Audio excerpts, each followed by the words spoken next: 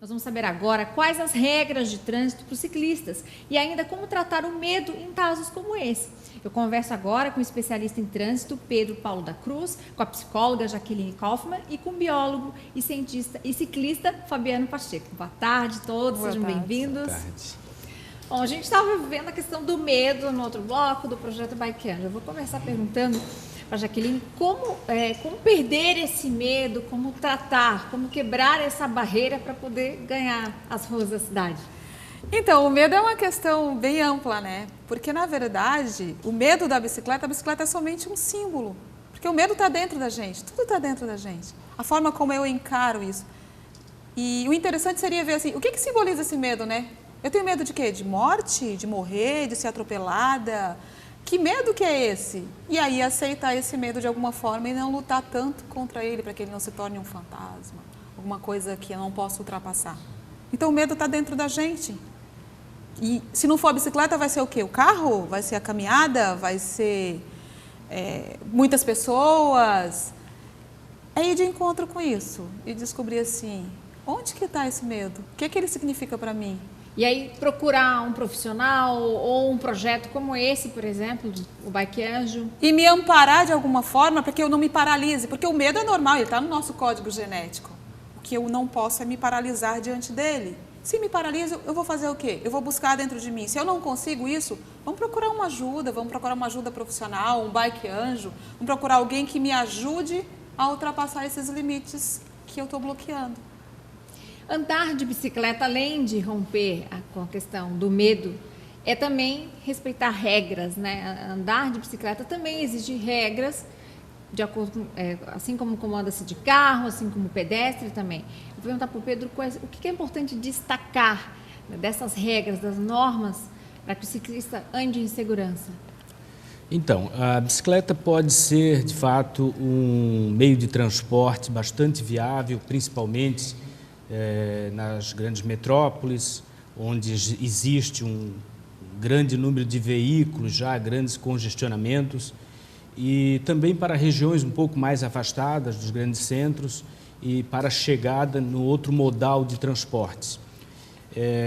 Mas é imprescindível que as pessoas saibam que também para andar de bicicleta em via pública, ela tem que obedecer determinadas regras de circulação para garantir a sua segurança, a fluidez e a segurança do trânsito de modo geral. A bicicleta deve transitar não pela calçada, e sim pelo leito da via, pelo bordo muito próximo à calçada. Deve transitar sempre no mesmo fluxo dos veículos, né? Deve ter preocupação que, por ser um veículo menor, ele deve ter sempre a preocupação de ver e de ser visto pelos demais usuários da via.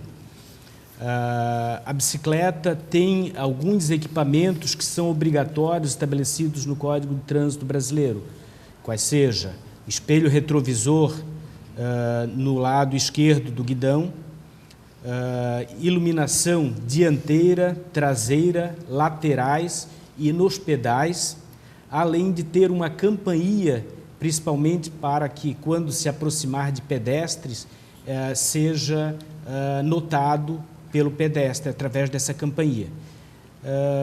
Embora não precise ter carteira de habilitação para conduzir bicicleta em via pública, o ciclista tem que ter noções de trânsito.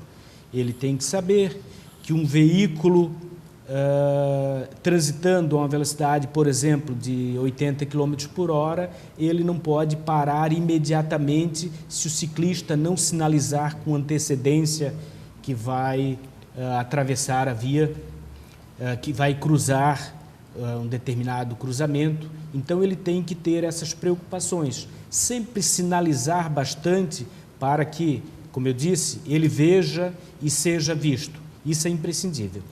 Há multas também? Há também punições para infrações? Isso, existem multas e existe uma multa específica da bicicleta que é transitar sobre calçadas onde estejam trafegando pedestre, colocando em risco a vida desse pedestre, que é uma multa de natureza média um valor aproximado de R$100 mil, e que o Código prevê como medida administrativa de retenção dessa bicicleta até o pagamento da multa, já que não existe um prontuário na carteira de habilitação, um registro da moto para que a multa seja registrada.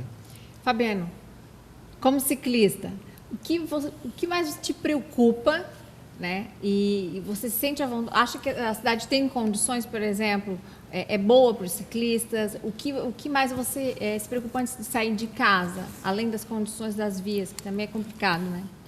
Vamos lá. O que eu acho? Primeira coisa, a cidade ela tem plenas condições para o uso da bicicleta. Quase todos os deslocamentos são feitos em distâncias razoáveis, de até 8 quilômetros, em locais que são relativamente aplainados. Isso serve para pelo menos 2/3 dos deslocamentos aqui da Grande Florianópolis. O nosso maior problema é a falta de planejamento cicloviário. Isso inclui não só a presença de ciclovia, de ciclofaixa, de zonas calmas, zonas 30, que o pessoal está tentando implantar no município, mas ainda tem restrições, tem dificuldades que são de natureza política e não técnica. Nós temos um planejamento cicloviário que tem sido deixado paulatinamente de lado. Nós temos a falta de diálogo dos poderes públicos, de maneira geral, tanto federal, quanto estadual, quanto municipal, com relação aos usuários da bicicleta. Nós temos ciclovias deficientes, nós temos realmente um déficit muito grande de ciclovias. Há 4 anos atrás era estimado um déficit de 40 quilômetros só aqui em Florianópolis. Segundo o Planos, eles planejam 600 quilômetros em toda a região metropolitana. Então, considerando que hoje nós temos, considerando os municípios, cerca de 70 quilômetros de ciclovias, para chegar em 600, tem que dar um salto muito grande. E isso apenas em relação a hoje. Nós temos situações extremamente preocupantes em locais que são escondidos, que as pessoas não veem. Exemplos bem claros é o Rio Vermelho. Tem um percentual altíssimo de uso da bicicleta por mulheres e por crianças. As escolas lá são abarrotadas de bicicletas. E simplesmente é um bairro que é atravessado por uma rodovia estadual que não dá condição de segurança e propicia que as pessoas tenham medo ao pedalar. Nós também temos a falta de bicicletários, nós temos falta de fiscalização em relação a velocidades, em relação à sinalização dos veículos automotores. Por favor, gente, dê seta. Nós temos velocidades altíssimas em meio urbano. Tudo isso faz com que algumas pessoas que querem usar a bicicleta, e essas pessoas são 70% a 74% da população aqui de Florianópolis, elas tenham receios. É grande, hein? É um número alto. 3 a cada 4 pessoas. É um número alto. Pedro, o poder público tem um papel importante nisso, né?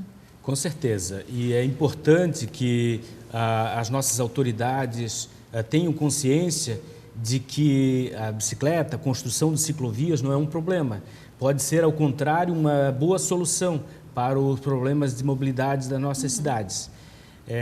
Especificamente, ainda que estava falando do uso da seta por parte dos motoristas, é importante salientar que o motorista de veículo motorizado é responsável pela segurança dos não motorizados, portanto, dos ciclistas.